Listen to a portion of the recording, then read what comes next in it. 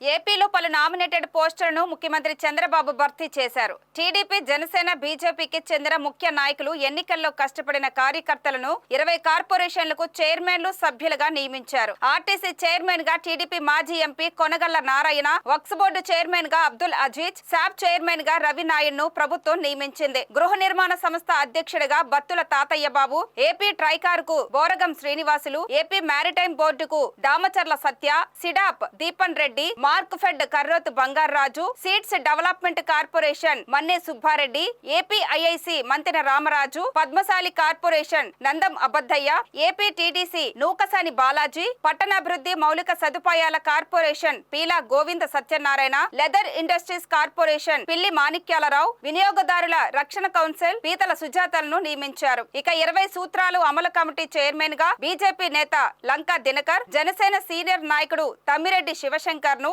MSME chairman గాను, ఆ పార్టీకే చెందిన సీతారాం సుధీర్ ను పౌర సరఫరాల కార్పొరేషన్ చైర్మన్ గాను చంద్రబాబు ప్రకటించారు.